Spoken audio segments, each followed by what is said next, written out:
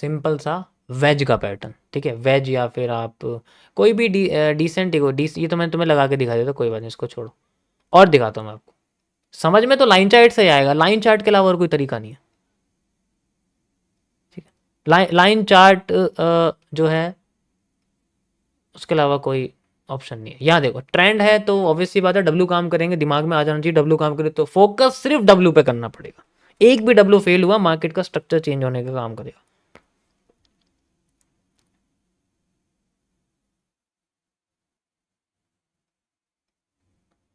ठीक है, तो रीटेस्टिंग कैसे समझ में आएगी, जब वो पहला ब्रेकआउट वगैरह देगी, इन्वर्टेड हैंड शोल्डर जैसा पैटर्न बनाएगी, फिर हमें रीटेस्टिंग मिलेगा, then we have a structure like this, structure like this, structure like this.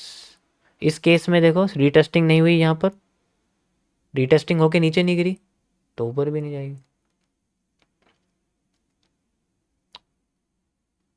Got it.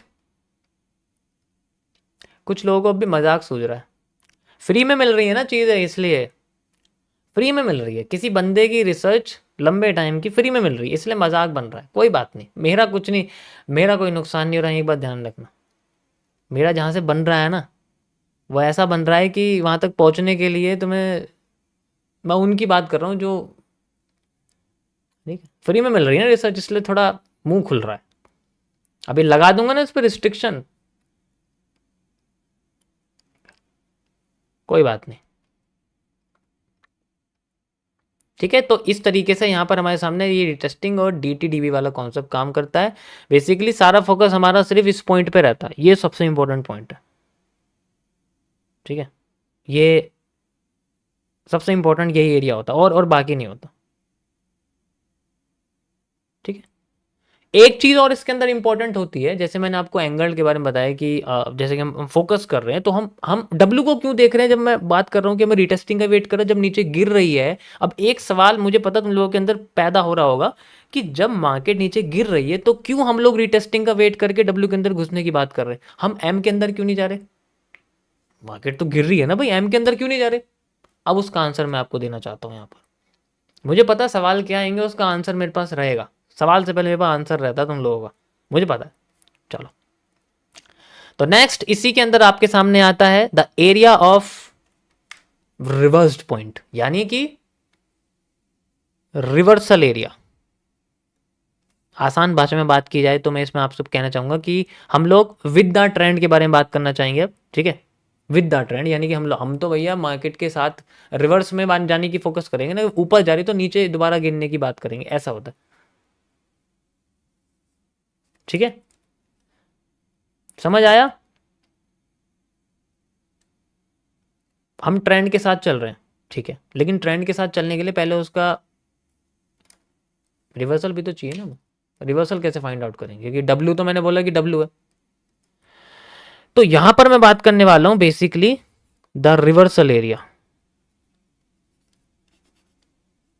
बना लो भाई, मजाक बना लो मैं तो कह रहा हूँ मजाक बना लो, कॉन्सेप्ट सीखना छोड़ो, तुम तो हैंड राइटिंग तक नहीं सीख पाओगे, ठीक है कोई बात नहीं, छोड़ो, हम अपने में ही खुश हैं।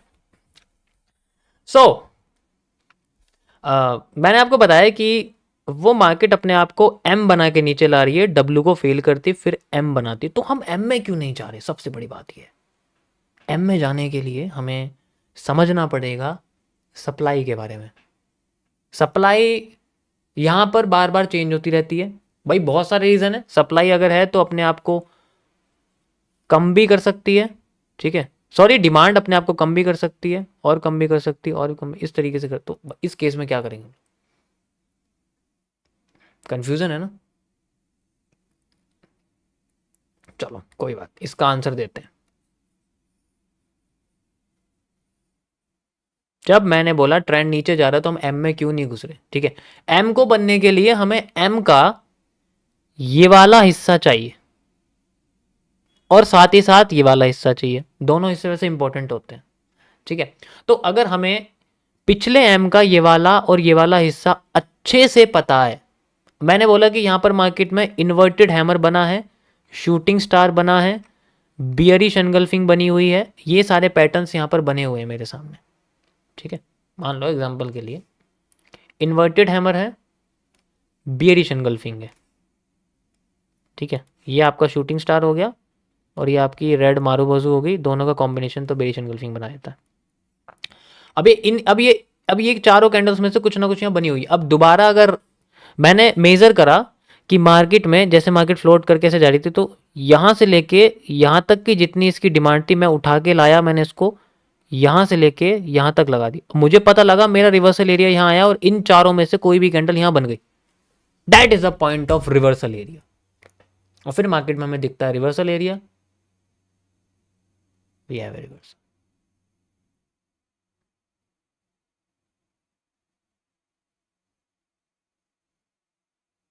Got it? हर जगह होता है। कैंडल्स में अगर बदलाव आ जाए, जैसा कि मैंने आपको पहले बताया, कैंडल्स में अगर बदलाव आ जाए तो समझ जाओ कि ये एम कमजोर हो रहा है, समझ जाओ कि ये एम कमजोर हो रहा है। लाइव चार्ट पे दिखाता हूं, आ जाओ। अब बात करते हैं चींटियों की। अभी तो मैं आपको सांप समझा रहा था, अब चींटियों की बात करते हैं। या तो मैं एम समझाना पड़ेगा ना मुझे, हाँ एम समझाना पड़ेगा, ठीक है, एम के साथ डब्ल्यू भी आइडेंटिफाई करते हैं कि हमारे पास ये एम बना है, एम के टॉप पे शूटिंग स्टार है और बेरिश एनगल्फिंग बनी हुई है, आप यहाँ भी देख सकते हो बेरिश एनगल्फिंग, ठीक है।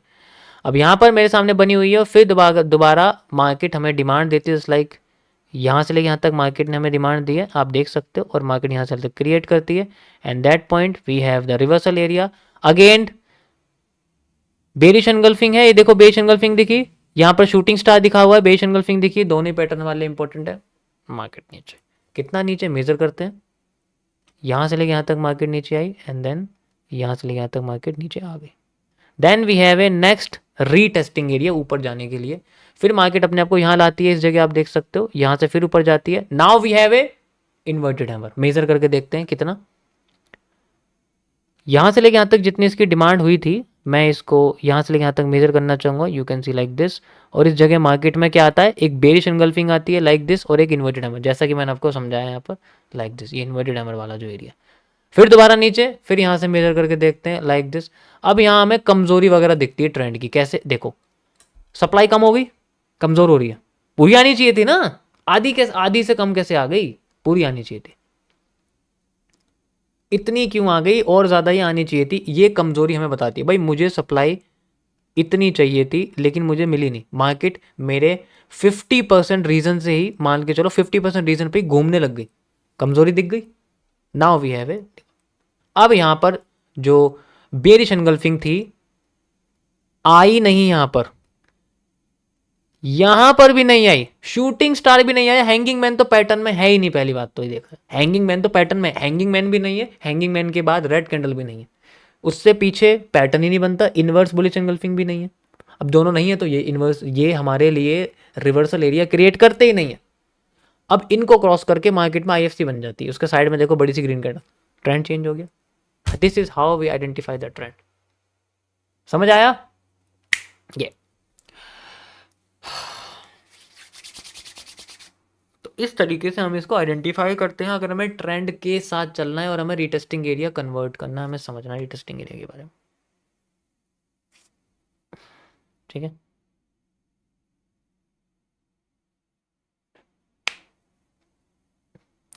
तो ये था गाइज आपका फेज 11 का DTDB का थोड़ा सा एडवांस्ड वर्जन। मैंने ये दोनों हिस्से अलग अलग टाइम पे आपको समझाए हैं, ठीक है। अब मैंने ये सारी चीज़ें कंबाइन कर दी हैं और ये बहुत इंपॉर्टेंट एरिया है इसको समझने का।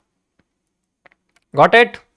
Got it. इसी तरीके से मिरर मार्केट मैं समझा रहा हूँ, तो ऑब्वियस सी बात है आप इसका उल्टा कर दोगे तो बाई साइड में भी हम लोग ऐसे यूज़ कर सकते हैं। आई मैंने आपको एम का कॉन्सेप्ट समझा है, ऐसे हम लोग डब्ल्यू का और वैसा भी यूज़ कर सकते हैं, ठीक है। बार रिप्ले में करके दिखाऊँ आपको ये, लेकिन हमें उसका हिस्सा ढूंढना पड़ेगा, फिर उससे कोई फ़र्क नहीं पड़ेगा, लेकिन हाँ थोड़ा आइडिया हो जाएगा आप लोगों को।